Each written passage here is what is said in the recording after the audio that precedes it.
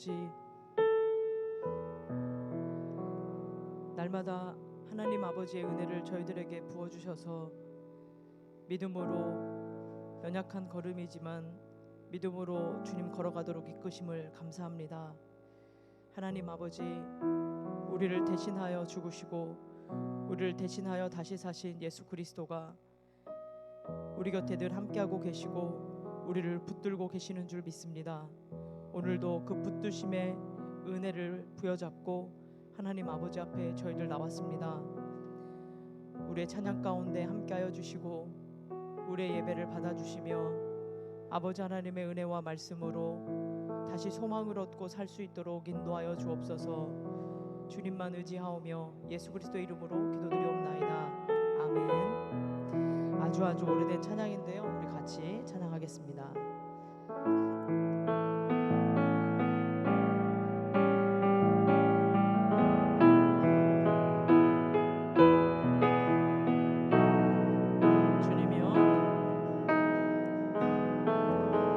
주님여 이 손을 꼭 잡고 가소서.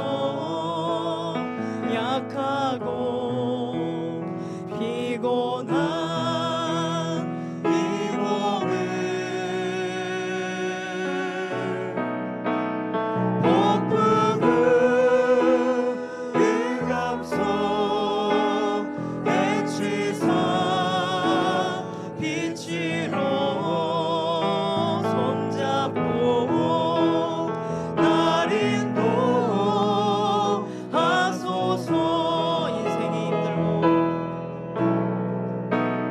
인생이 힘들고 고난이 겹칠 때 주님여 날 도와 주소서. 외치는 이 소리 귀 기울이시사 손잡고 날 인도하소서. 처음부터 한번 다시 해볼까요? 주님여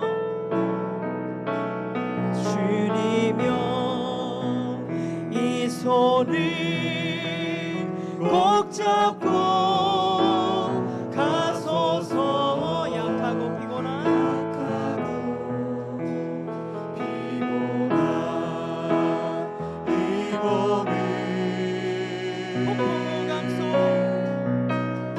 복부 감소 해치사 빛으로 손잡고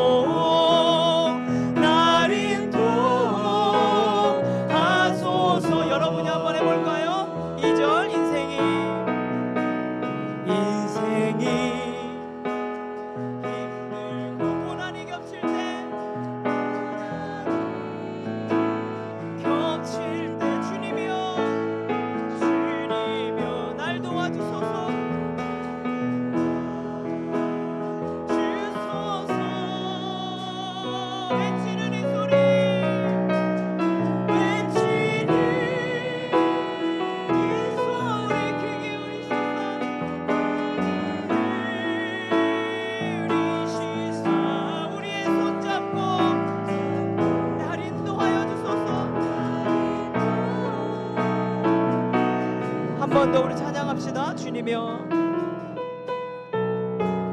주님이여, 이 손을 꼭 잡고 가소서. 우리가 약하고 피곤할 때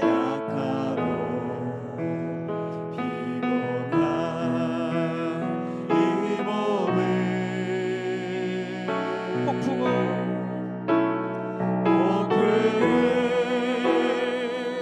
감소 해치사 빛으로 우리의 손잡고 날 인도하소서.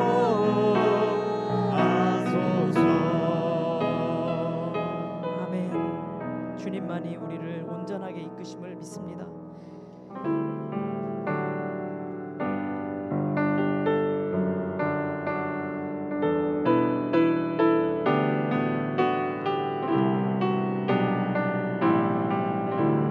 의지했던 모든 것, 의지했던 모든 것 변해가고 억울한 마음은 커져가네. 부끄럼 없이 살고 싶은 마음 주님 아시네.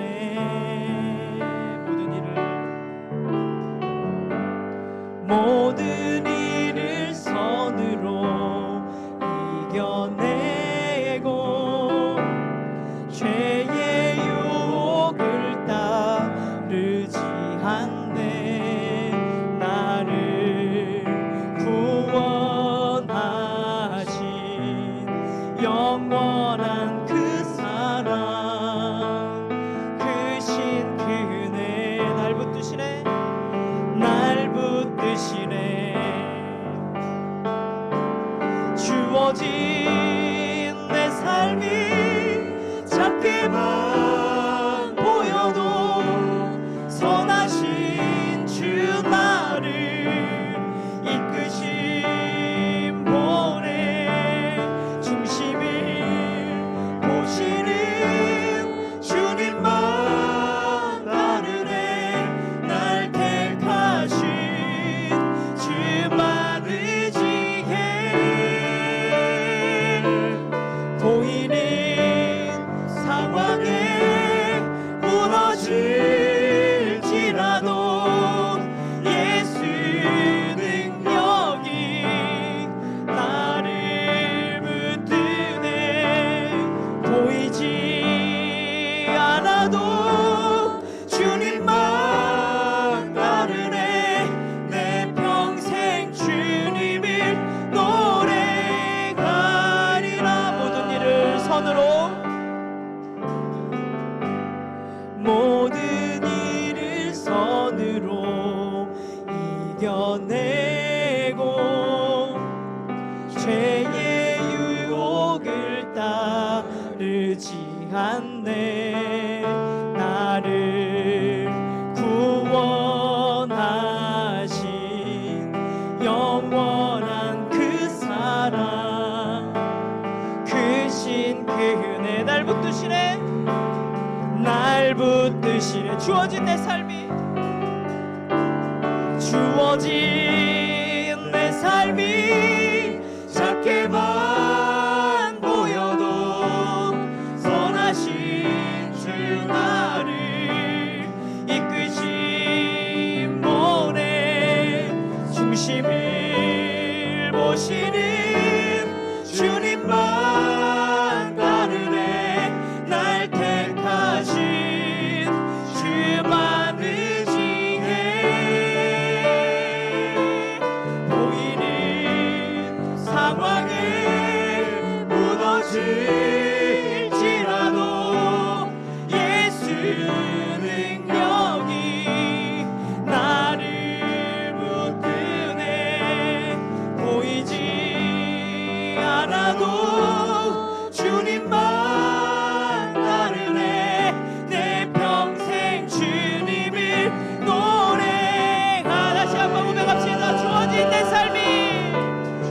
아버지 내 삶이 작게만 보여도 선하신 주 나를 이끄신 본의 중심을 보시는 주님만 따르네. 날 택하신 주만 의지해. 보이는 상황에 무너질지라도 예수 능력이 나를 붙드네. 보이지 않아도 주님만 따르네. 내 평생 주님을 노래하리라.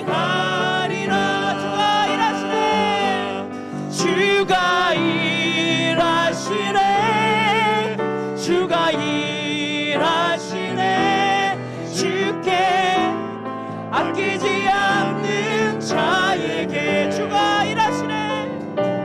주가 일하시네.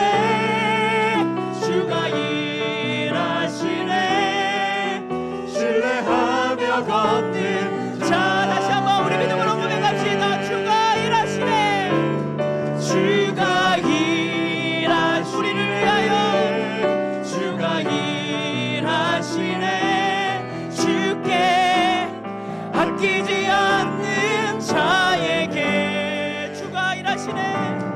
주가 일하시네. 주가 일하시네.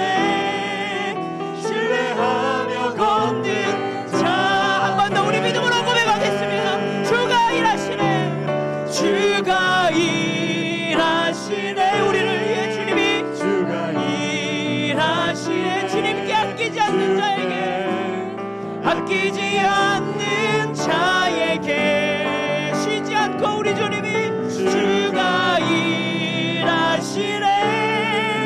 주가 일하시네. 신뢰하며 걷는 자에게 신뢰하며 걷는 자에게 우리 시간에 함께 같이 우리의 중심을 보시는 주님 앞에 오롯이 아버지 하나님만 믿고 따라가길 원합니다. 주님의 신실하신 그 일하심을 의지하며 따라가길 원합니다. 우리를 붙잡아 주옵소서. 믿음의 길을 끝까지 걸어갈 수 있도록 은혜를 부어주시옵소서. 우리의 약한 손과 무릎을 붙잡아 주시고 하나님 아버지 앞에 엎드려 살아가도록 인도하여 주옵소서. 이 시간 말씀을 전하시는 목사님 붙잡아 주시고 우리에게 마땅한 말씀 주여 가르쳐 주옵소서. 함께 같이 기도하겠습니다. 오 하나님 아버지의 일하심, 쉬지 않고 일하시는 주님의 그 신실하심을 의지하여 주님 저희들 믿음으로 하나님 아버지여 걸어가기 원합니다.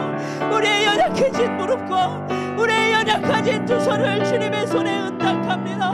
우리를 붙잡아 주시옵소서. 우리를 붙드셔서 하나님 이 믿음의 길을 아버지 멈추지 말고 걸어갈 수 있는 은혜를 허락하여 주시옵소서.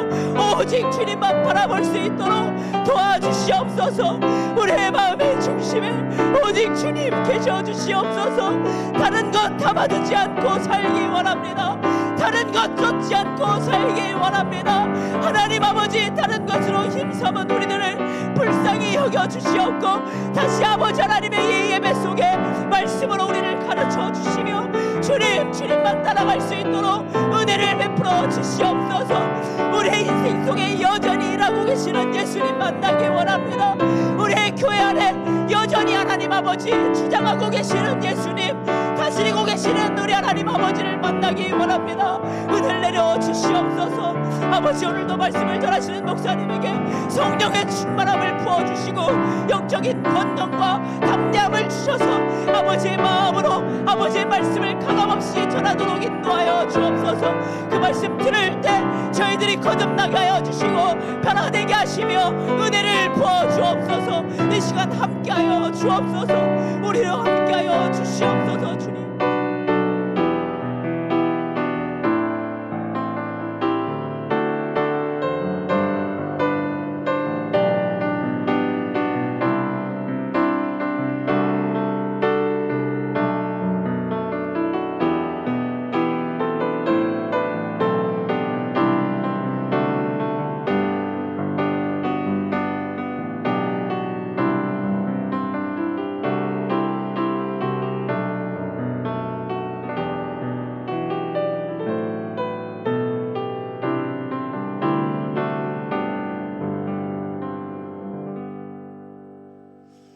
사랑의 하나님 아버지, 이 저녁 시간에 저희들을 불러주심에 진심으로 감사드립니다.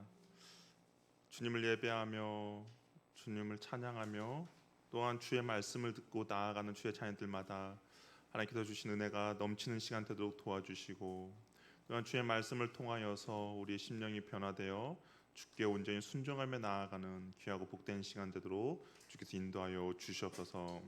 하나님, 또한 우리의 간절한 기도 제목을 가지고 또한 말씀을 붙잡고 기도하며 나가니 하나님께서 우리의 기도 가운데 귀를 기울여 주시고 주께서 역사하여 주시고 주께서 주시는 긍휼함과 자비하심이 넘쳐나는 귀하고 복된 시간 되도록 주께서 함께하여 주시옵소서.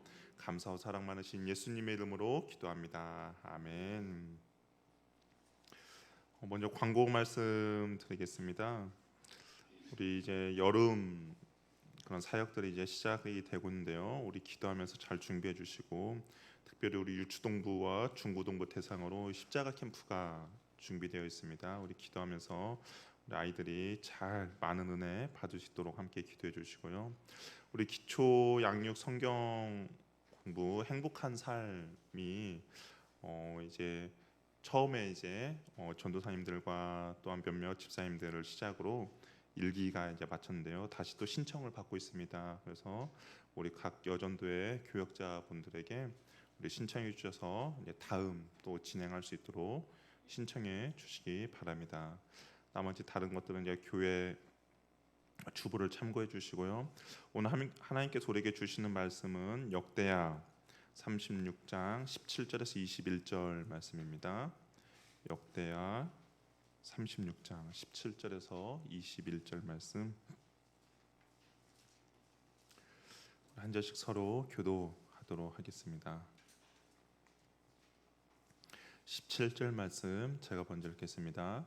하나님이 갈대아 왕의 손에 그들을 다 넘기심에 그가 와서 그들의 성전에서 칼로 청년들을 죽이며 청년 남녀와 노인과 병약한 사람을 긍휼히 여기지 아니하였으며, 또 하나님의 전에 대소 그릇들과 여호와의 전에 보물과 왕과 방백들의 보물을 다 베베놀로로 가져가고, 또 하나님의 전을 불사르며 예루살렘 성벽을 헐며 그들의 모든 궁실을 불사르며 그들의 모든 귀한 그릇들을 부수고, 칼에서 살아남은 자가 바벨론으로 사로잡아가매 우리가 거기서 갈대아 왕과 그의 자손의 노예가 되어 바사국이 통치할 때까지 이르니라. 함께 읽겠습니다. 이에 토지가 황폐하여 땅이 안식년을 누린 같이 안식하며 70년을 지냈으니 여호와께서 예레미야 입으로 하신 말씀이 이루어졌더라. 아멘. 우리 옆에 분과 한번 인사 나누겠습니다. 순종만이 답입니다. 예, 하나님의 말씀의 순종만이 우리의 인생의 정답임을 우리가 기억하시기 바랍니다. 이제 우리가 계속해서 하나님의 구원의 역사에 대해서 이렇게 나누고 있는데요. 하나님께서 처음에 이제 아담에게 주신 그 창세기 3장 15절의 말씀이 이제 아브라함을 통해서 창세기 12장 아브라함을 통해서 그런 것들 어떻게 이어져 가는지, 약속이 어떻게 이루어 가시는지를 우리가 계속 보고 있는데요. 하나님께서 다윗의 그 기도에 감동을 하셨어요. 그래서 내가 너의 자손으로 인하여서 왕위가 끊어지지 않게 할 것이다 라고 해서 다윗을 통하여서 하나님의 그 약속이 계속 이루어지고 있습니다. 그래서 우리가 이제 그 왕들의 이야기를 한번 계속 들어보고 하나님께서 어떻게 그 약속을 이루어 가시는지를 우리가 계속 살펴보도록 하겠습니다. 오늘 우리가 읽었던 본문은 이제 이스라엘의 남유다가 멸망하는 그 상황을 이제 기록한 거예요. 근데 이 남유다의 멸망은 결국에는 하나님 말씀의 불순종에 대한 결과거든요. 그래서 과연 그 어떤 일들이 있었는지, 그리고 그걸 인하여서 왜 이스라엘이 멸망하게 됐는지를 오늘 좀 살펴보고자 합니다. 오늘 이제 우리가 저번 주까지 우리 아하스 왕에 대해서 좀 말씀을 나눴어요. 악한 왕 아하스 왕이었는데요. 근데 그 악한 왕에서 이제 선한 왕 히스기야가 태어나게 됩니다. 히스기야는 다윗 왕과 같이 히스기야는 정말 선한 왕 중에 선한 왕이라고 할 수가 있는데요. 우리 한번 열왕기 하 우리 말씀을 좀 그쪽 열왕기하 18장 말씀을 통하여서 한번 쭉 성경을 보면서 한번 말씀을 나누도록 하겠습니다. 열왕기하 18장 3절에서 7절 사이를 보면 이 히스기야 왕이 얼마나 하나님 앞에서 정말 정직하게 행했는지에 대해서 성경 기자가 이야기를 하고 있는데요. 특별히 3절 말씀을 보면 열왕기하 18장 3절 말씀을 보면 히스기야가 그의 조상 다윗의 모든 행위와 같이 여호와께서 보시기에 정직히 행하였다라고 되어 있습니다. 그리고 나서 이제 4절부터 쭉 보면 뭐 산당들도 제거했고 그다음에 주상들도 깨트리고 아세라 목상도 찍었습니다. 특별히 기억할 만한 사건은 뭐냐면 모세가 만들었던 놋뱀을 이스라엘 자손이 이때까지 분향하였는데 그것을 깨 부수었다라고 이야기를 하고 있어요. 그러니까 전통, 그러니까 종교의 전통과 관습을 이 히스기야 왕이 깨 부쉈다라고 이야기를 하고 있습니다. 이 모세가 만든 놋뱀은 민수기 때 하나님께서 불뱀을 보내신 사건이거든요. 그 불뱀을 보냈고 이제 사람들이 죽어가고 있는 상황 가운데 모세에게 하나님께서 명령하셨어요. 놋뱀을 하나 만들어서 장대에 높이 세우라. 그러면 그것을 보는 사람은 다 살 것이다라고 했고, 실질적으로 모세가 놋뱀을 만들었고 놋뱀을 만들었고 장대 높이 세웠고 그것을 본 사람들이 이제 살은 그런 이야기가 있습니다. 그런데 그때 정말 모세 때면 완전 옛날이잖아요. 그런데 이 놋뱀이 아직까지 이 히스기야 왕 때까지 남아 있었다라는 겁니다. 그러니까 얼마나 그것을 섬기며 나갔는지를 볼 수 있는 것이죠. 아마 사람들의 생각이겠죠. 모세가 만들었던 그 어떤 특수한 알지 못하는 힘이 그 안에 있다라고 사람들이 생각하면서 그것들을 계속 섬기며 나갔습니다. 그런데 히스기야가 보니까 그건 우상 숭배였던 것이죠. 우상 숭배로 보여졌고 그것을 부쉈다라고 이야기를 하고 있습니다. 한번 여러분은 어떻겠습니까? 만약에 어디 이제 물품이 하나 발견이 됐어요. 어떤 물품이냐면 예수님께서 입었던 옷이 발견이 됐다라고 합시다. 그럼 여러분 그것이 여러분 앞에 있다면 어떻게 할까요? 한번 만지고 싶은 마음이 있을 거예요. 그리고 혹시 사도행전에 바울이 그 손수건이 발견이 됐습니다. 손수건만 만지면 병자들이 다 나았던 그 손수건이에요. 그것이 여러분 앞에 있다고 합시다. 그럼 어떻게 하시겠습니까? 만지고 싶은 마음이 있죠. 그리고 병자들 와서 거기 한번 이렇게 스치고 싶어하는 마음이 사람들 마음입니다. 그런데 그것을 이제 하나님께서는 뭐라고 우상 숭배라고 이야기하는 것이죠. 이게 그거에 어떤 효염이 있는 것이 아니라 하나님의 말씀이 능력이 있는 건데 사람들이 그냥 그것을 쫓는 그런 것처럼 어떻게 보면 히스기야가 봤을 때 그것도 우상 숭배라 느껴졌고 그것을 없앴다라고 이야기하고 있습니다. 그것을 없앰에 있어서 많은 사람들의 분명히 저항이 있었을 거예요. 그렇죠? 분명히 저항이 있었을 겁니다. 그럼에도 불구하고 단호하게 그것을 없앴다라고 이야기를 하고 있습니다. 근데 이 히스기야 왕 때 이제 어떤 일이 벌어졌냐면 북이스라엘, 그러니까 여로보암으로 인하여서 내려오던 북이스라엘이 멸망하게 됩니다. 히스기야 왕 때. 그래서 이 성경을 보니까 이 북이스라엘 멸망은 여호와께서 여로보암의 죄로 말미암아 이스라엘을 버리셨다라고 이야기를 하고 있어요. 여로보암은 어떤 왕입니까? 하나님께서 잘 순종하면 똑같이 다윗에게 약속한 것처럼 너가 너의 자손이 왕위를 이어질 것이다라고 하나님께서 분명히 약속을 해주셨음에도 불구하고 여로보암은 어떻게 했죠? 우상을 만들었고 그리고 비슷하게 만들었지만 결국에는 하나님을 섬기지 않고 우상 숭배하게 만든 그런 왕의 장본인입니다. 그러니까 첫 단추를 잘못 끼웠고 그 결과로 인하여서 멸망의 길을 가게 만든 사람이 바로 여로보암이었던 것이죠. 그래서 결국에는 북이스라엘은 호세아 왕 때 아수르에 의해서 멸망당하게 되고 그들은 이제 포로로 끌려가게 됩니다. 아수르의 포로 정책은 어떤 정책을 사용했냐면 민족 혼합 정책을 사용했어요. 그러니까 이 북이스라엘에 있던 백성들 절반을 어느 정도를 다른 지역으로 흩어옵니다. 그리고 나서 다른 지역에 있던 사람들을 이 사마리아 지역으로 데려오게 된 것이죠. 왜 이런 정책을 펼쳤냐면 민족을 서로 이게 섞다 보면 반란에 대한 꿈을 아예 짓밟는 것이죠. 그러니까 나라에 대해서 반란을 일으키고 뭔가 독립을 꿈꾸잖아요. 그런데 그런 것들을 아예 없애기 위해서 그런 혼합 정책을 폈던 것입니다. 그리고 하나님께서는 어떻게 보면 이 아수르에 의해서 남유다도 멸망당할 위기가 있었거든요. 히스기야 왕 때. 근데 하나님께서 이 남유다를 지켜준 이유는 어떻게 보면 이들의 포로 정책 때문에 그럴 수도 있다라는 생각이 들어요. 왜냐하면 분명히 하나님께서는 그 한 메시아를 보내주되 약속했는데, 만약에 혼합 정책으로서 민족이 서로 이렇게 섞이게 되면 하나님의 약속이 이루어지지 않잖아요. 그러다 보니까 어떻게 보면 남유다를 하나님께서 아수르에게 지켜준 것을 우리가 볼 수가 있습니다. 그렇다면 왜 바벨론에는 왜 이렇게 포로로 끌려가겠냐? 왜 바벨론에는 남유다를 멸망시켰는가? 이 바벨론은 또 다른 정책, 포로 정책이 아수르와는 좀 달랐습니다. 이 바벨론의 포로 정책은 뭐냐면 정말 그러니까 포로 그 국가의 엘리트들을 끌고 가는 그런 정책이었어요. 그래서 우리가 알고 있는 것처럼 다니엘이 포로도 끌려갔고, 그래서 그 당시에 엘리트들 끌고 가가지고 바벨론은 그 사람들의 인력을 사용하는 거였습니다. 그러니까 뭐 1차, 2차, 3차 포로로 여러 가지 많은 인재들이 끌려갔고, 그 인재들을 그냥 썩히는 것이 아니라 자기들의 나라를 위해서 이게 사용하게 만들었던 것이죠. 대표적인 인물이 다니엘과 그 세 친구들이라고 할 수가 있습니다. 정말 뛰어난 인재였고 그 왕 밑에서 그들의 실력을 발휘할 수도 만든 것이 바로 바벨론의 포로 정책이었고요.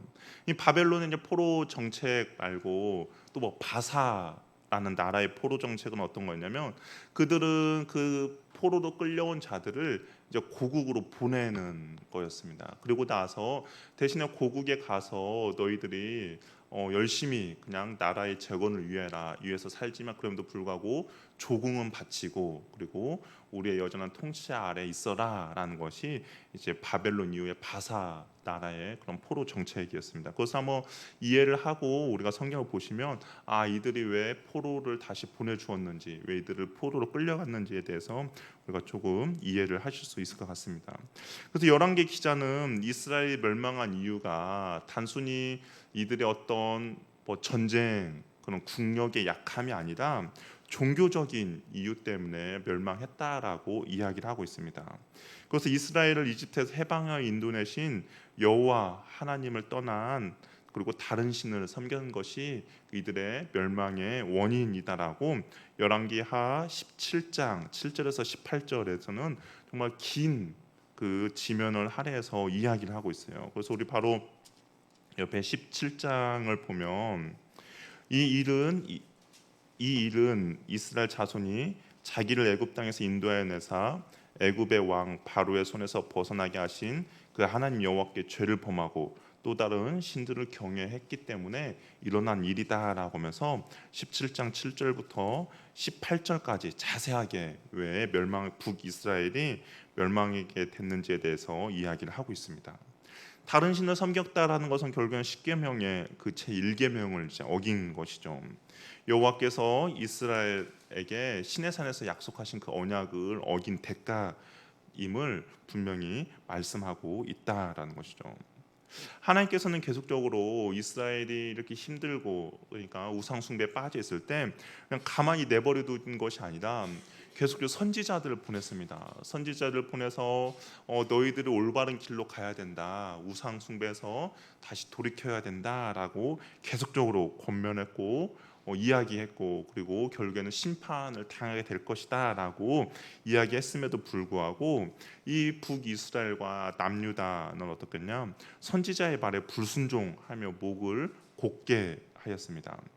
그래서 열왕기 기자는 이스라엘 멸망을 여호와의 말씀이 성취된 사건으로 계속 이야기하고 있어요. 그러니까 이들이 멸망하게 된 것은 그냥 하루아침에 뭐 국력이 쇠퇴해서 멸망한 것이 아니라 하나님께서 선지자를 통하여서 말씀하신 대로 이루어진 사건이다라고 이야기합니다.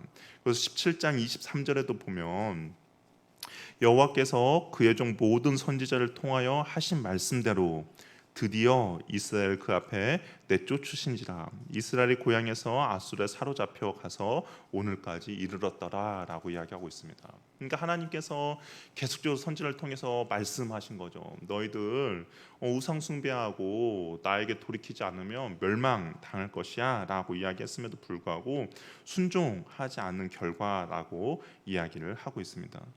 우리가 앞에서 그 모세 오경에서도 잠깐 나눴던 것처럼 하나 약속의 땅은 가나안 땅이잖아요. 가나안 땅 약속의 땅은 하나님께서 그냥 무료로 이스라엘 백성들에게 준 땅이 아닙니다. 그렇죠? 임대료를 내야 돼요. 임대료를 내야 하는데 그 임대료는 뭐냐면 하나님의 말씀에 대한 순종입니다. 그러니까 순종함으로써 이스라엘 백성들이 가나안 땅에 살아갈 수 있는 임대료를 계속 내야 하는데 불순종하게 되는 거죠. 불순종하니까 성경에서도 신명기나 그런 데 보면 너희들이 그 땅에서 우상 숭배하고 내 말에 순종하지 않으면 그 땅이 너희들을 가나안 백성을 토해낸 것처럼 너희들도 토해낼 것이다 라고 이야기했습니다. 그러니까 너희들이 나의 말에 순종하지 않으면, 엄밀히 말 임대료를 잘 내지 않으면 너희들이 포로로 끌려갈 것이야 라고 이야기했는데, 실질적으로 정말 북이스라엘과 남유다가 가나안 땅에서 하나님의 말씀 가운데 순종하지 아니함으로 정말 이제 포로로 끌려가는 그런 역사들이 일어나게 됐다라는 것이죠. 그러니까 북이스라엘의 멸망을 히스기야 왕이 이제 본 거예요. 아수르에서 이 북이스라엘 멸망을 지켜보았습니다. 그러면 이제 히스기야 왕은 어떻게 해야 될까요? 깨달음이 있겠죠. 자기 바로 있는 형제와 같은 북이스라엘 멸망하는 거 보니까 히스기야가 깨달음이 있었어요. 그래서 어떻게 했냐? 그는 우상 숭배했던 그것들을 없애는 데 있어서 이제 앞장서게 됩니다.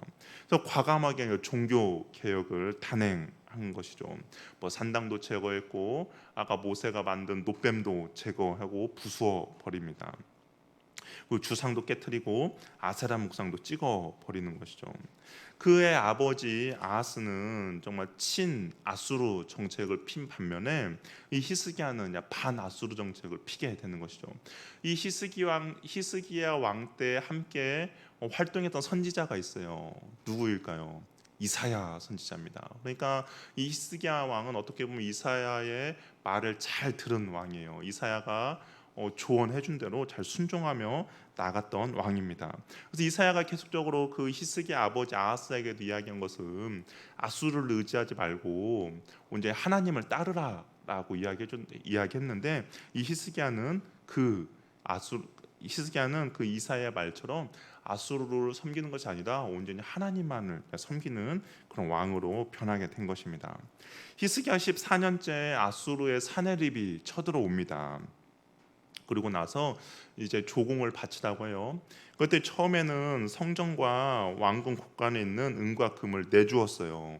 그러면 이제 물러가야 하는데 그 아수르가 오히려 예루살렘을 포위하게 됩니다. 그러면서 아수르의 군대 장관 랍사게가 남유다뿐 아니라 여호와 하나님도 그냥 무시하면서 막 그들을 조롱하기 시작해요.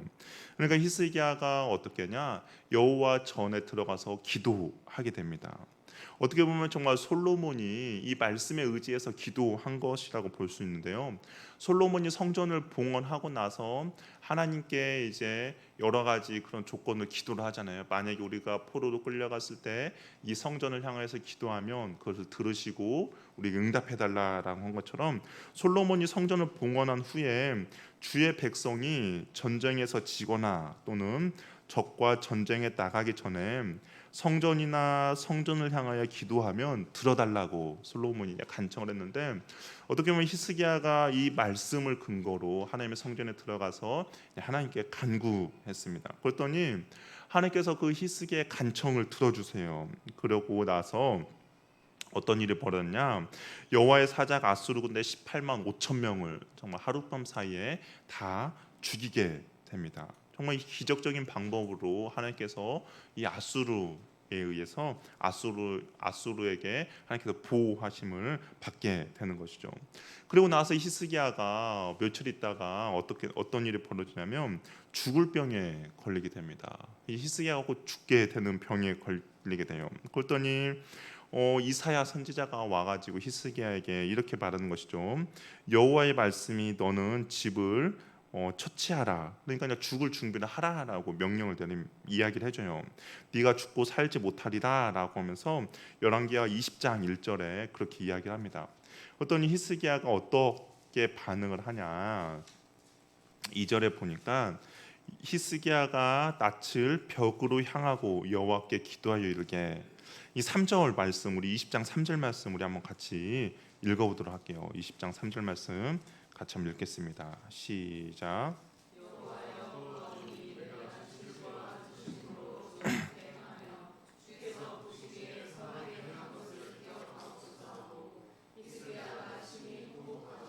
히스기야가 하나님께 간구하는 이 근거가 우리의 기도 생활에 있어서도 정말 중요한 그런 간구라고 저는 생각이 드는데요. 뭐냐면 눈물로 기도했어요. 그런데 히스기야가 하나님께 어떤 것을 이야기하냐면 내가 주 앞에 행하여 주의 보시기에 선하게 행한 것을 기억해달라라고 간구를 합니다. 그러니까 하나님께서 그것을 기도를 들어주시고 내 눈물을 보았고 15년을 더할 것이다 라고 생명을 연장해줘요.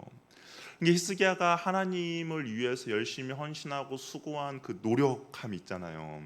많은 저항이 있었음에도 불구하고 우상을 척결하고 정말 그 모세의 녹뱀도 부수고 그리고 그가 하나님 앞에 정말 헌신한 그것이 있는데 히스기야 기도의 근거가 뭐냐면 주 앞에 행하여 보시기에 선하게 행한 것을 기억하여 달라고 기도했다라는 겁니다. 저는 우리 인생 가운데 이런 일들이 하나 정도는 있어야 된다라고 생각을 해요. 정말 어떻게 보면 이제 히든 카드죠. 정말 우리의 인생 내가 정말 어떤 절망 가운데 있을 때 하나님의 어떤 근거가 가지고 그냥 기도를 하는 거죠. 그런데 내가 정말 주님을 위해서 주의 나라를 위해서 내가 주님도 기뻐하는 어떤 한 가지 일, 그런데 그 일이 내가 힘들고 어려울 때 주님 그때 내가 주님을 위해서 했던 일을 주께서 기억하시죠? 라고 했을 때 주님께서도 정말 옴싹달싹 못할 정도의 그 한 가지 일은 우리 인생 가운데 꼭 있어야 되지 않을까라는 생각이 듭니다. 어떻게 우리가 기도하는 근거는 그게 두 가지라고 생각하는데요. 하나는 말씀입니다. 말씀의 근거에서 기도하는 거죠. 모세가 주로 썼던 방법이에요. 모세가 하나님께서 이스라엘 백성들을 이제 멸망시킨다고 했을 때 모세가 항상 근거 든 것은 여호와께서 말씀하셨듯이 당신의 백성이 아닙니까? 이들을 통하여서 뭐 여호와의 그런 계획을 이루어가는 그런 거 아닙니까? 하면서 그냥 말씀을 근거로 모세는 기도한 것을 볼 수가 있습니다. 그런데 오늘 히스기야는 말씀의 근거라기보다는 내가 주님 앞에서 헌신하며 수고하며 흘렸던 그 눈물을 주께서 기억하시고 그래서 나를 긍휼히 여겨달라라고 이야기를 하는 것이죠. 시편 56편 8절에 이런 말씀이 있어요. 나의 유리함을 주께서 계수하셨사오니 나의 눈물을 주의 병에 담으소서 그것이 주의 책에 기록되지 아니하였나이까. 그러니까 내가 주님 앞에 흘린 그 눈물을 주께서 아시지 않습니까? 그래서 그것을 통하여서 나의 이 환난과 공고한 날에 나에게 은혜를 베풀어 달라고 시편 기자가 기도한 것처럼 우리가 주님 앞에 정말 흘린 눈물 그리고 흘린 땀방울 헌신과 수고를 주님께서 기억하고 계십니다. 그렇기 때문에 우리가 정말 주님 앞에 당당하게 정말 나의 힘듦과 어떤 정말 절박한 상황 가운데 그런 사건이 있다면 주님, 내가 주님을 위해서 그 흘린 눈물과 헌신과 수고를 주께서 아시오니 나를 긍휼히 여겨달라고 우리가 기도할 수 있는 그 뭔가가 하나씩 있었으면 좋겠습니다. 그럴 때 주님께서도 히스기야의 기도를 들어주면서 주님께서 그 히스기야의 헌신과 수고가 얼마나 컸는지 이 4절에 보면 이사야가 이제 히스기야에게 말했거든요. 당신 이제 집을 준비해라. 곧 있으면 죽을 것이다라고 이야기했는데 4절에 보니까 이사야가 성읍 가운데까지도 이르기 전에 여호와의 말씀이 그에게 임하여 이르시되 그러니까 나가자마자 이사야의 이야기를 듣자마자 히스기야가 눈물을 기대고 나의 것을 기억하여 달라고 했더니 하나님께서 어떻게 해요? 이사야가 가기도 전에 성읍을 나가기도 전에 바로 응답이 왔다는 것을 기억하시고 우리가 정말 주님 앞에 눈물로 흘린 기도 정말 주님의 몸된 기회를 위해서 헌신하며 수고한 그 땀과 노력과 희생을 주님께서는 반드시 기억한다는 것을 우리가 꼭 기억하시기 바랍니다. 그래서 15년의 연장을 받았어요. 15년의 연장을 받았는데 이 히스기야가 어떻게 됐냐? 15년의 연장을 받는 히스기야, 역대하 32장 25절을 보면 히스기야가 마음이 교만하여 그 받은 은혜를 보답하지 아니함으로 진노가 그와 유다와 예루살렘에 내리게 되었다라고 이야기하고 있습니다. 그냥 그가 이제 주님 앞에 회복이 되고 그러면 그 겸손함으로 주님 앞에 계속 서 있어야 하는데 마음에 교만하여졌다라고요. 어떻게 보면 하나님의 은혜를 경험하고 나서 그 모든 것들이 정말 술술 잘 풀렸던 것 같습니다. 겸손한 마음이 없어진 것이죠. 그리고 그 교만에 빠졌을 때 바벨론이 아수르를 정복해서 그냥 세력이 점점 커지고 있는 상황이었거든요. 이 바벨론이 히스기야 왕이 죽을 병에서 살아났다라는 이야기를 듣자마자 이제 사절단을 보냅니다. 사절단을 보냈는데 교만해진 히스기야가 어떻게 했냐면 성전 안에 있는 비밀스러운 모든 것들을 이제 다 보여주게 돼요. 하나님의 그 보물과 군대를 사절단에 다 보여주게 됩니다. 이사야 선지자가 이 모습을 보고 뭐라고 했냐면 히스기야 왕을 책망해요. 왕의 경솔한 행동을 보고 책망하게 됩니다. 그러면서 이렇게 말하는 것이죠.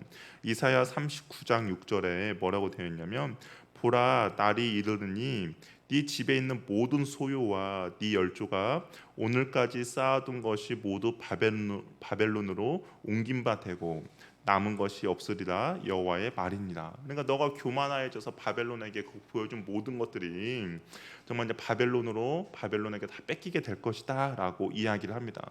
그럼 우리가 보통 그냥 이런 말을 들으면 어떻습니까?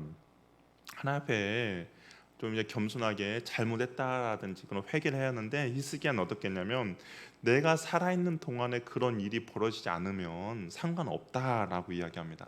이게 내 때에 일어나지 않으니까 나하고는 상관없고 내 후대 때 일어나니까 전혀 신경 쓰지 않는다라는 그런 무책임한 행동을 보여주게 됩니다. 그러니까 그의 마음이 정말 예전 같지 않다라는 것을 우리가 볼 수 있는 것이죠.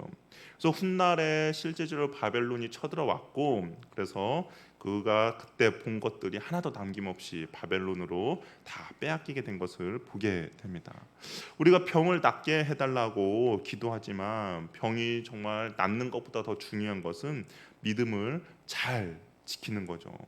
건강을 얻은 다음에도 계속 겸손히 하나님께 엎드리고 주님만 사랑하며 나가야 하는데 히스기야는 그거에 대해서 실패한 것을 볼 수가 있습니다.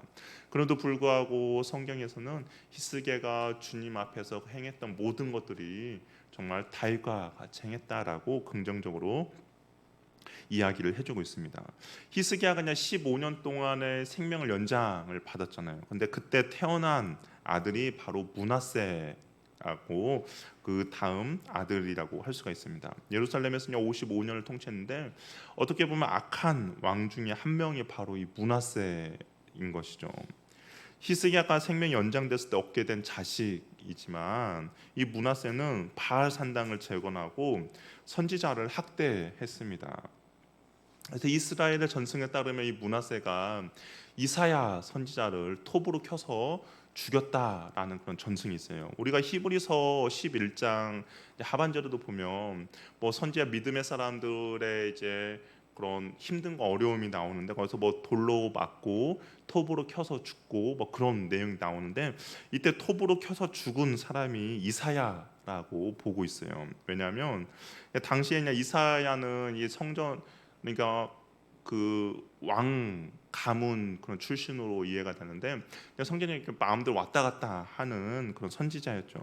므낫세가 하도 이게 하나님의 말씀 가운데 순종하지 않으니까 이 이사야가 가서 이제 므낫세에게 경고의 말을 했겠죠. 당시 이렇게 하면 안 됩니다 하면서 듣기 싫은 말을 한 거예요. 그러니까 므낫세가 화를 내서 이제 이사야를 죽이려고 합니다. 그랬더니 이사야가 도망가는데 어떤 나무 고모 이건 뭐 전승에 성경에 기록된 건 아닙니다.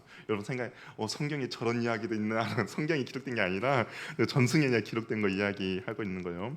어떤 썩은 그 고목나무가 있었어요. 그때 이사야가 거기에 이제 몸을 숨깁니다. 그랬더니 신기하게 그 나무가 이사야가 그 몸에 숨기니까 나무가 그 그 썩었던 나무가 다시 해서 이제 그 나무 껍질이 다시 이렇게 살아난 거예요. 그런데 이사야의 그 옷자락이 나무에 온전히 숨겨지지 않는 상태에서 이제 그 고목나무가 살아서 이렇게 딱 된 거죠. 그래서 본 므낫세가 그 나무를 잘라서 오라고 해서 거기 앞에서 이제 칼로, 아니 톱으로 그 나무를 켜서 이사야를 죽였다라는 그런 전승이 있습니다. 뭐 성경이 기록되지 않았으니까 저 이야기도 성경에 있나라고 생각 안 하셔도 되고. 그래서 아무튼 이게 이사야가 므낫세는 그 선지자들을 이제 학대하고 죽이는 것도 서슴지 않고 했던 그런 왕이었던 것이죠.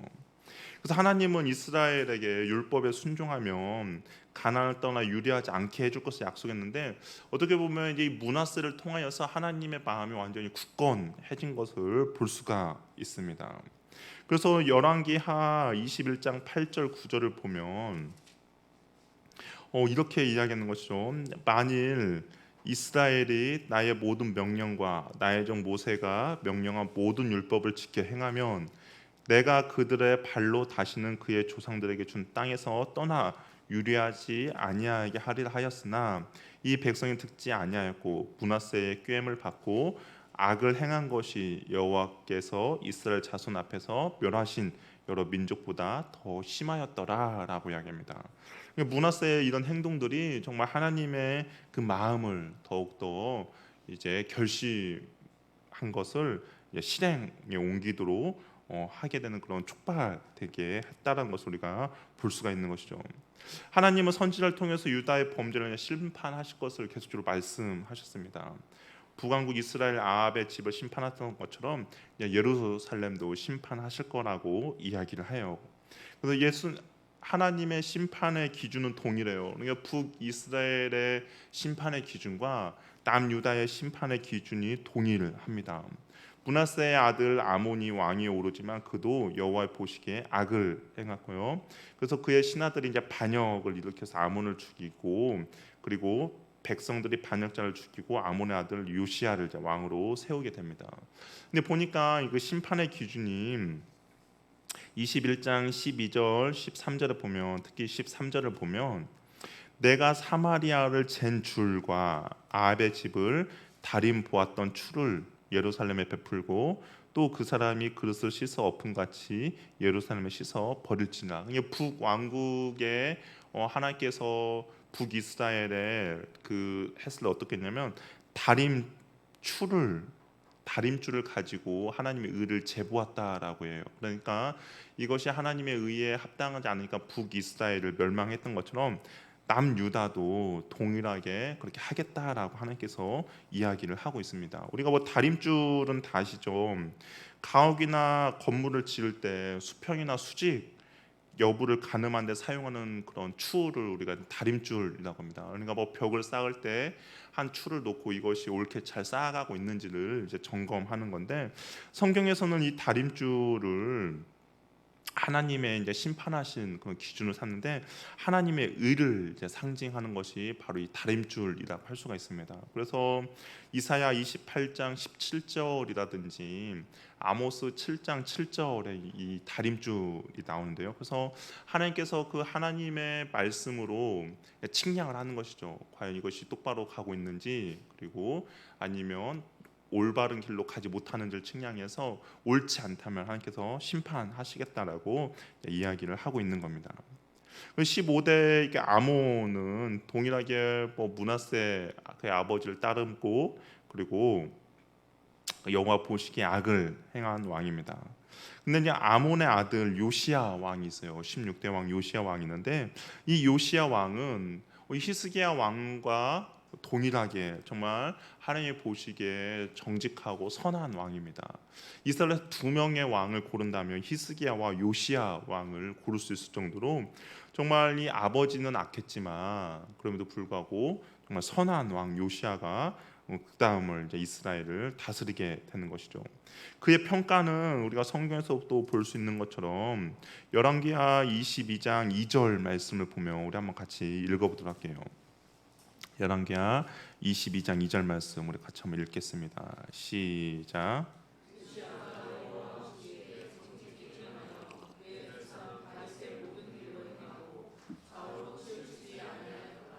요시야 왕이 긍정적인 평가를 받고 있고, 요시야 왕의 주요 업적, 그러니까 히스기야 왕의 주요 업적이 어떻게 보면 모세의 놋뱀 우상을 우상 숭배했던 걸 다 부쉈다면, 요시야의 주요 업적은 뭐냐면 성전을 정화한 사건이라고 할 수가 있습니다. 이 성전을 정화한다는 것은 하나님께 예배를 위해 회복했다라는 거거든요. 그 대제사장 힐기야가 성전을 수리하다가 율법책을 발견하게 돼요. 그리고 그 율법책을 요시야 왕에게 전해 줍니다. 요시야가 그 율법책을 듣다가 그의 옷을 찢고 회개하게 됩니다. 아마 사람들이 이 책이 과연 뭘까, 어떤 율법책일까라고 했을 때 신명기 책으로 이제 추정을 많이 하는데요.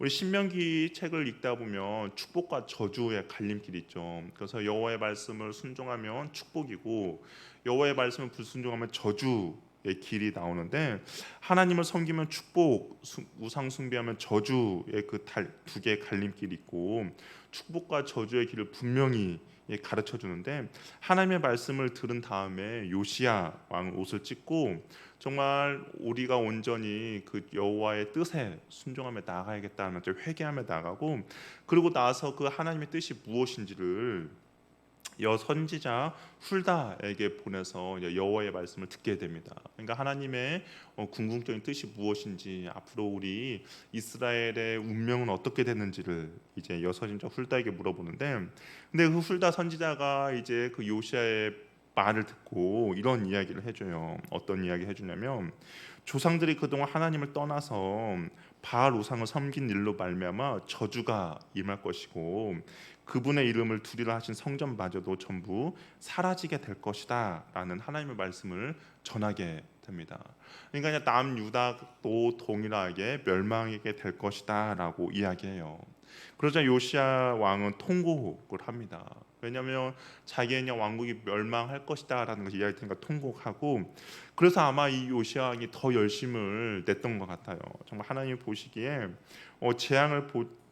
하나님 보시기에 정말 긍휼함을 얻기 위해서 더 열심히 내서 그 이스라엘을 더 말씀으로 새롭게 하고 이제 그런 일들을 벌어집니다. 정말 아세라와 바알과 이러 성신의 그릇들 내어 버리고 산당들 제거하고 정말 산당에 가증한 것들을 다 없애 버립니다. 그리고 또 요시야 왕이 한 것 중에서 또 한 가지 중요한 것은 뭐냐면 유월절을 지켰다라는 거예요. 우리 23장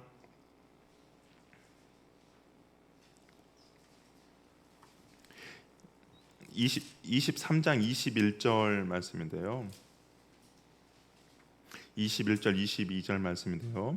왕이 뭇 백성에게 명령을 이르되 이 언약책에 기록된 대로 너희의 하나님 여호와를 위하여 유월절을 지키라매, 사사가 이스라엘을 다스리던 시대부터 이스라엘 여러 왕의 시대와 유다 여러 왕의 시대에 이렇게 유월절을 지킨 일이 없었다라고 이야기하고 있습니다.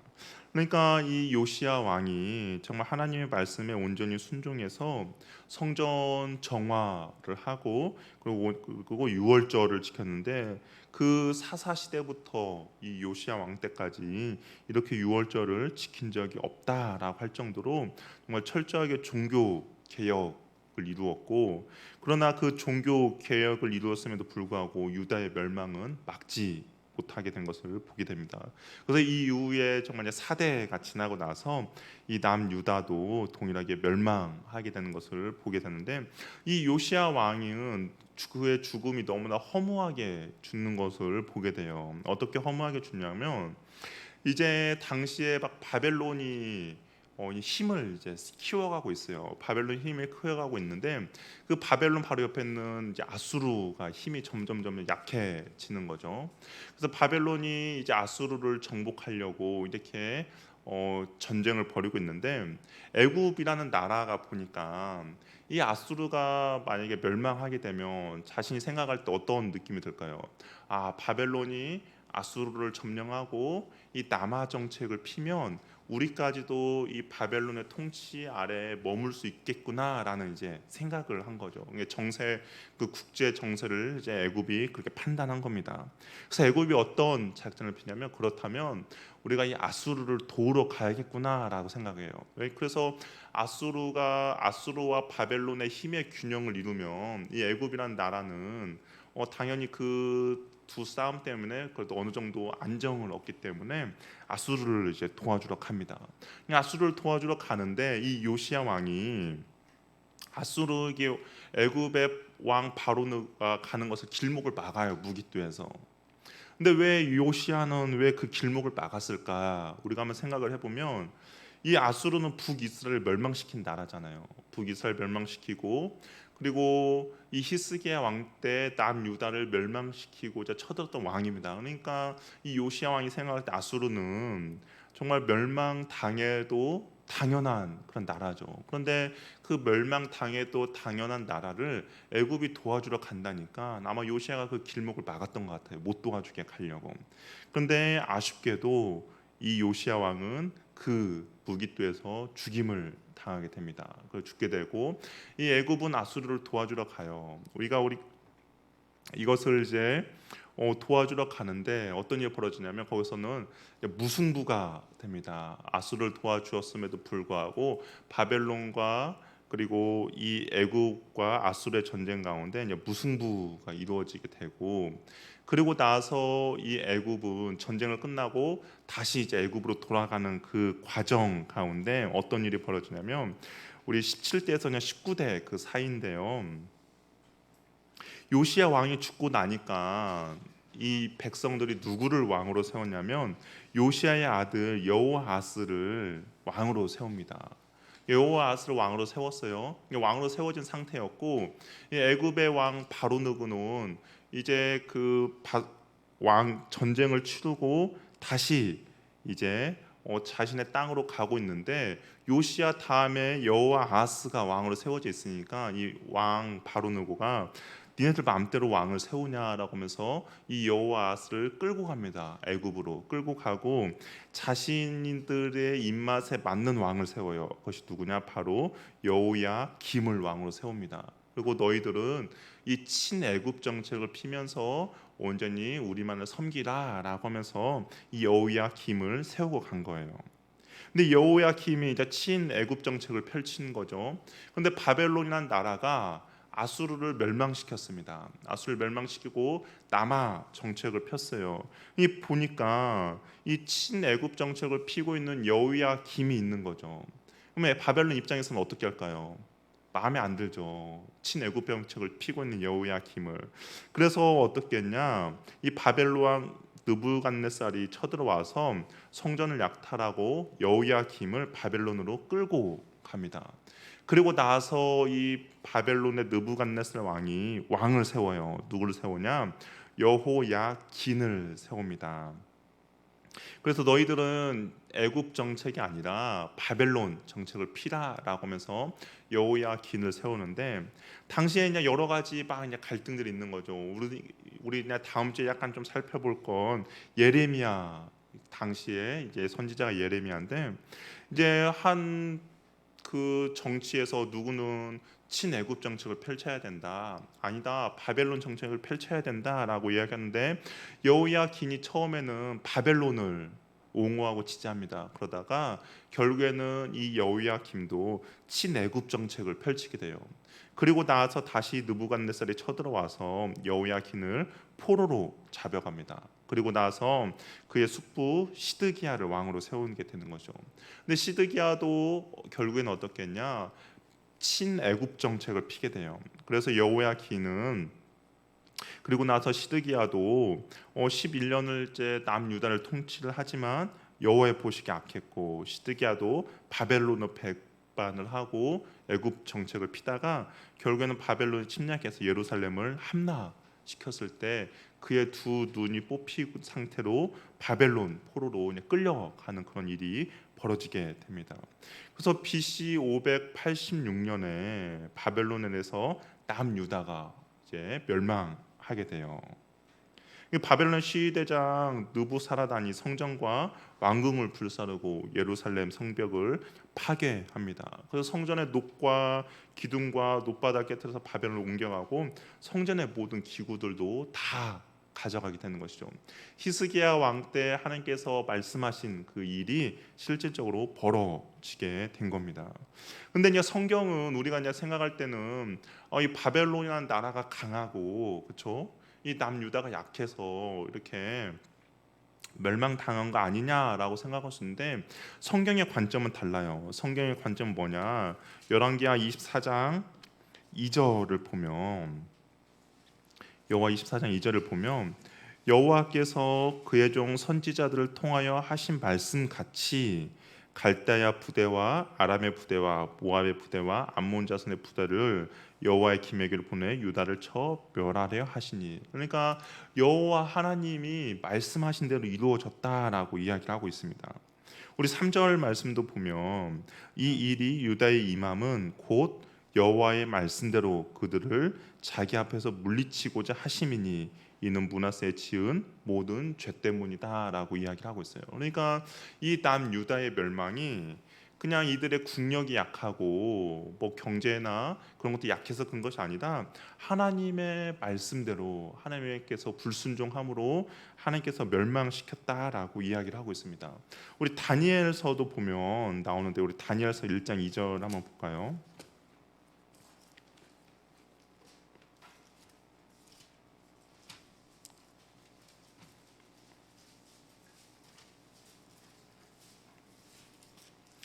다니엘서 1장 2절도 보면 다니엘이 포로로 끌려가는 그런 상황인데요. 여기 보면 2절에 보면 주께서 유다 왕 여호야김과 하나님의 전 그릇을 얼마를 어떻게요?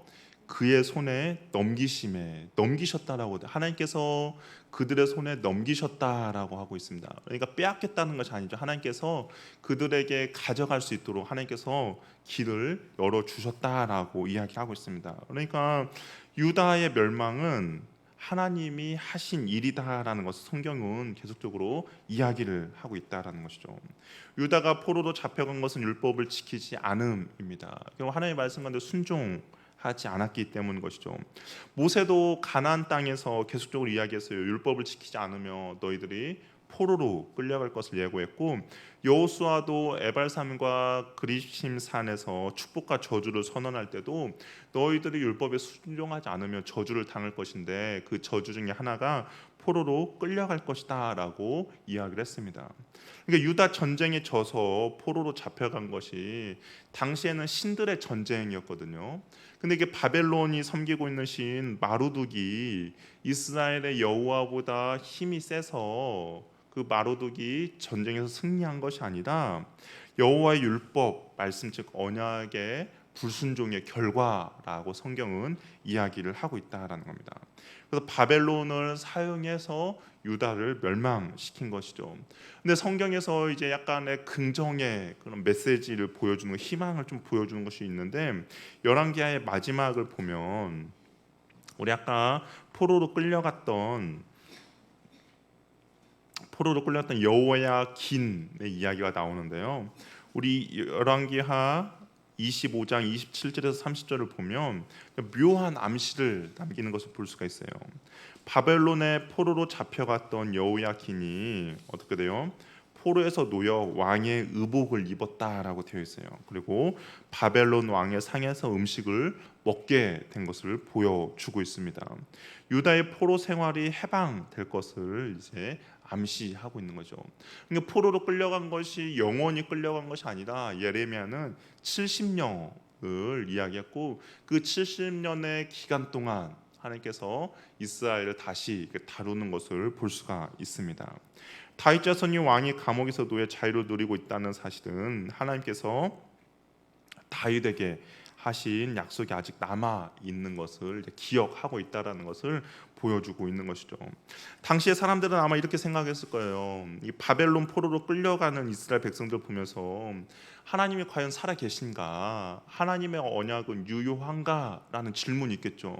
하나님이 분명히 약속을 해주셨는데 다윗의 자손이 멸망당하고 하나님의 성전도 다 회파당하고 아무것도 남지 않는 상황 가운데 하나님께서 우리에게 주신 약속은 이어지고 있는가, 하나님은 살아 계시는가라는 그런 생각이 남아 있겠죠. 그럼에도 불구하고 하나님께서는 여전히 살아 계시고 하나님의 약속은 여전히 유효하고 있다라는 것을 당시의 사람들에게 하나님께서 보여주고 있는 겁니다. 이러한 의문은 포로로 끌려갔다 돌아온 사람들에게도 여전히 남아 있어요. 포로로 끌려간 사람들도 하나님은 과연 살아 계시느냐, 하나님의 약속은 유효하느냐의 질문이 계속 남아 있는데 하나님께서는 계속적으로 그 이스라엘 남은 사람들에게 하나님은 여전히 살아 계시고 하나님의 약속은 여전히 유효하다라는 것을 하나님께서는 계속적으로 이제 선지자들을 통해서 이야기를 계속 하고 있습니다. 우리가 그 부분은 다음 주에 좀 나누게 할게요. 지금 나누면 또 우리 마음이 또 어려워져요. 또 시간이 또 늦거나 또 어려워지니까 우리가 선지자의 그 이야기는 우리가 다음 주에 좀 더 이어서 나누도록 하겠습니다. 예, 우리 함께 찬양하고 한번 같이 기도했으면 좋겠는데요.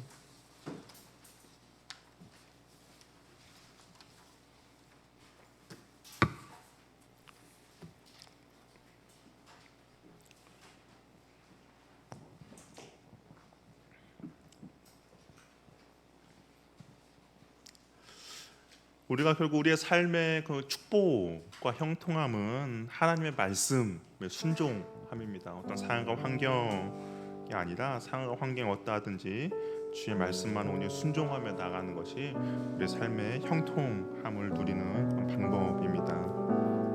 함께 찬양하고 우리 기도하는 시간 갖도록 하겠습니다.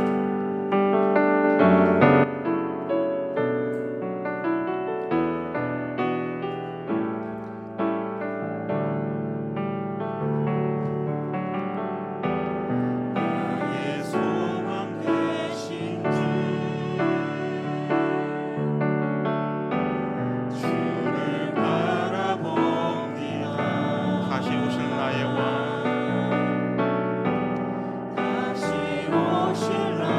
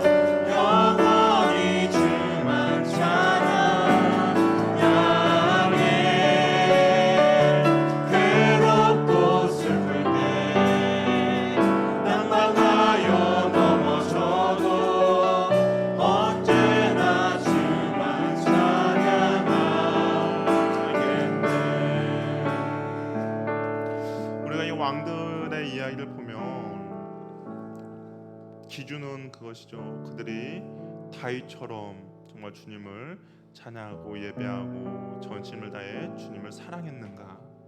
그러면 그는 칭찬받는 왕이고, 여로보암처럼 자신의 욕심과 자신의 정욕을 따르며 자신의 이익을 따라 나아갔다면 그는 악한 왕입니다. 우리 시간 기도할 때 하나님, 내가 온 마음과 전심을 다해 주님을 찬양하며 주님을 예배하며 주님만을 섬기는 그런 은혜를 우리에게 허락하여 달라고.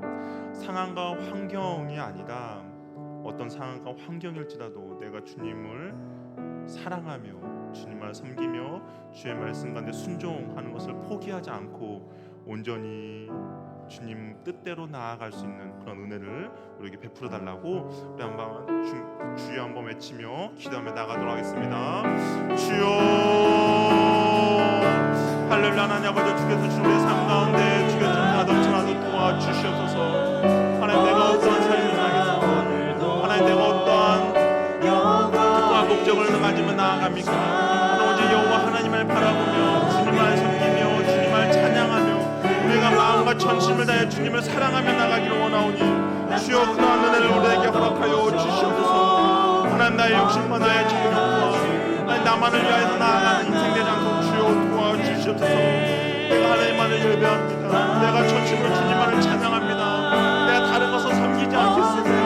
오늘 주님만을 바라보며 나가기를 원하오니 하나님, 우리에게 은혜 베풀어 주시옵소서. 하나님, 내가 주님만을 섬기며 나가기를 원합니다. 하나님, 그런 역사하여 주시옵소서. 하나님의 뜻대로 너희에 머물러기를 원하며 주님을 바라보며 나가기를 원하오니 주여 인도하여 주시옵소서. 하나님의 은혜가 있기를 원하오니 주여 도와주시옵소서. 하나님, 우리를 긍휼히 여겨주시고 하나님 불쌍히 여겨주시길 원하오니 주여, 주께서 주신 내 가운데 넘치는 인생 되게 하여 주시옵소서. 하나님의 뜻 가운데 머물러기를 원하오니 주님을 예배하는 데 부족함이 없기를 원합니다. 내가 전심으로 주님을 사랑하며 나아가기를 원하오니 주여 인도하여 주시옵소서. 하나님, 그 은혜와 사랑으로 우리를 붙들어주시기 원합니다. 하나님께 주신 은혜가 넘쳐나기 원하오니 주여 도와주시옵소서. 하나님, 인도하여 주시옵소서. 우리 한번 더 기도하고 싶은 것은 히스기야가 주님 앞에 기도했을 때 하나님, 주님이 보시기에 선하게 행한 것을 기억하여 주옵소서라고 기도했습니다. 이 하나님이 그 기도를 들어주셨고 네 눈물을 보았다라고 이야기합니다. 우리 시간 기도할 때 하나님, 내가 주님 앞에 헌신하며 수고하며 나아갔던 나의 그 눈물과 땀과 그 희생과 헌신을 주여 기억하여 주시옵소서. 내 삶 가운데 주의 은혜가 마르지 않도록 도와주시고 주님의 긍휼하심과 주님의 자비하심이 내 삶 가운데 넘쳐나도록 도와주시옵소서. 나의 유리함을 주께서 계수하셨사오니 나의 눈물을 주의 병에 담아 주옵소서.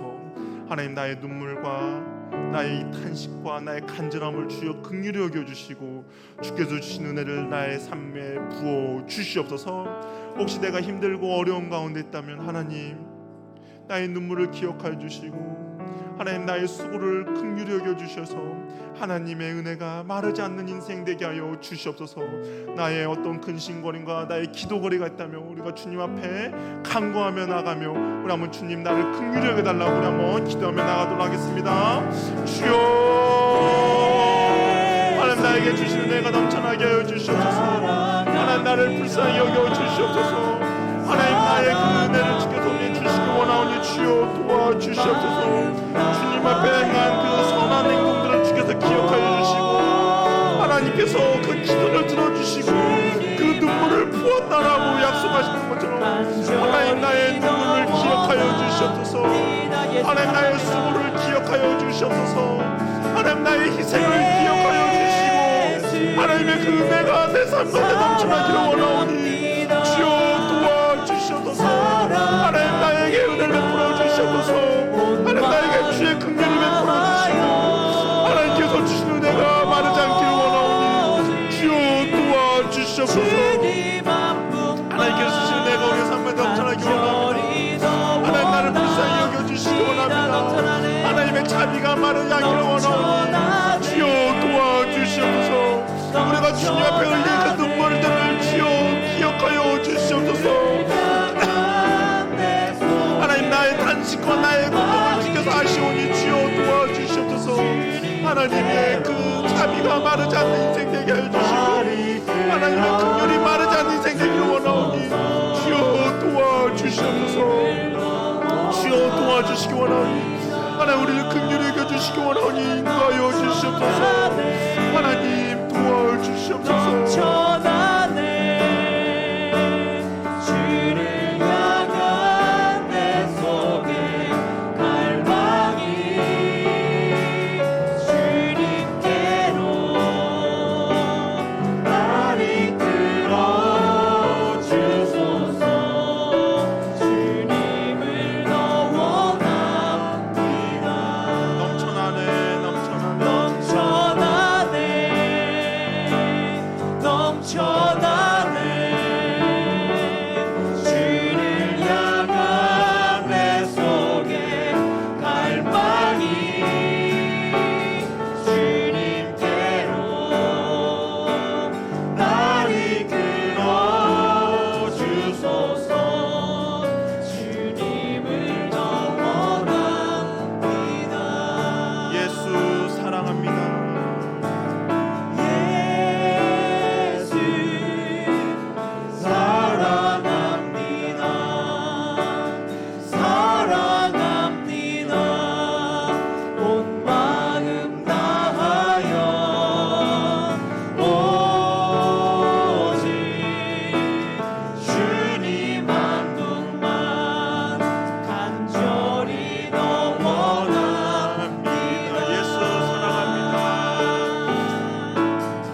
예수 사랑합니다. 사랑합니다. 온 마음 다하여 오직 주님 한 분만 간절히 더 원합니다.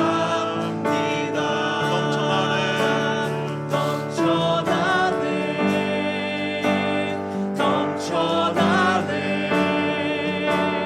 주를 향한 내 속에 갈망이 주님께로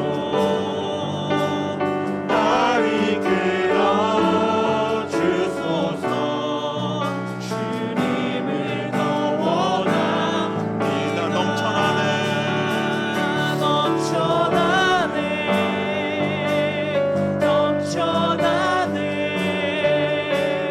주를 향한 내 속에 갈망이 주님께로 날 이끌어 주소서. 주님을 더 원합니다.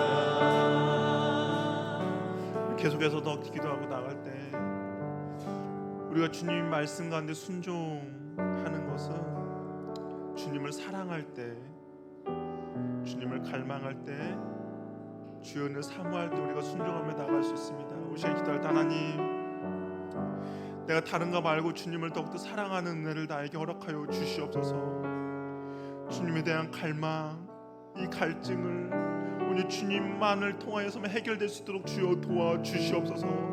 내가 다른 것을 구하고 다른 것을 찾고 다른 것을 원하는 것이 아니라 오직 여호와 하나님 한 분만을 원하는 인생 되게 하여 주시옵소서.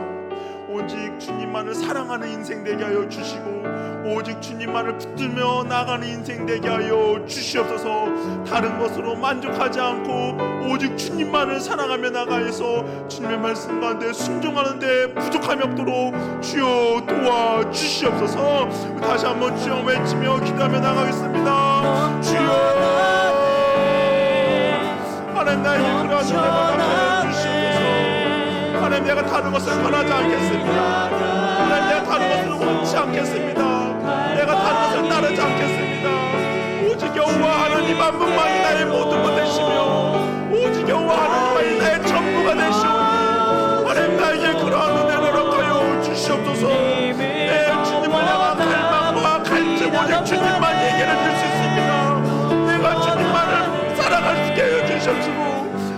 저수를 내려서 나의 이 갈증을 채우지 않도록 주여 도와주셔서 주님만이 나의 모든 것 되십니다. 내가 주님만을 사랑하며 나갑니다. 하나님만을 붙잡으며 나가며 주님만을 바라며 나가겠사오니 주여 나에게 은혜 베풀어 주시옵소서. 하나님만을 붙잡으며 나가오니 주여 나에게 은혜 베풀어 주시기 원하오니 주여 도와주시옵소서. 주여 도와주시옵소서. 하나님 그런 인생 살아가 도와주시고 하나님 그래도 내 주님 말씀 안에 순종하며 나가기 원하오니 주여 은혜 베풀어 주시고 하나님이 나의 모든 것 되십니다. 주님만 나의 전부이십니다. 내가 다른 것을 쫓고 다른 것을 추구하지 않겠습니다. 주여 은혜 베풀어 주시옵소서. 주여 은혜 베풀어 주시옵소서.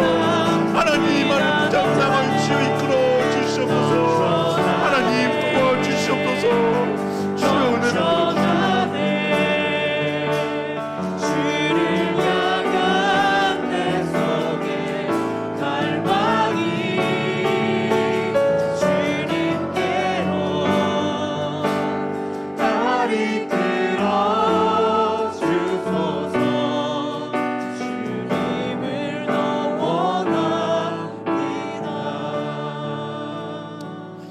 마지막으로 우리의 간절한 기도 제목도 있습니다.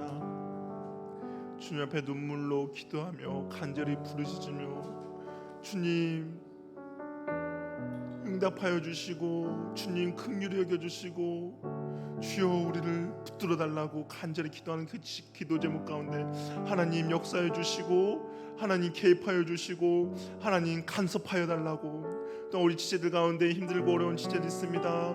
하나님 긍휼히 여겨주시고 도와달라고 하나님의 인도하심을 온전히 따를 수 있도록 주께서 역사해달라고 또한 우리 교회를 위해서 기도할 때 하나님 교회 가운데 주의 말씀이 살아 역사하는 귀하고 복된 교회 주의 은혜가 마르지 않는 교회가 되게 달라고 우리 자신의 간절한 기도 제목과 또 우리 옆에 있는 지체들과 또 교회를 위하여서 우리 마지막으로 주여 한번 외치며 기도하며 나가겠습니다. 주여 하나님 은혜 베풀어 주시옵소서. 하나님 붙들어 주시옵소서. 하나님 역사하여 주시옵소서. 우리의 간절한 기도 제목 가운데 주께 은혜 베풀어 주시고 응답하여 주시옵소서. 하나님 긍휼히 여겨주시기 원합니다.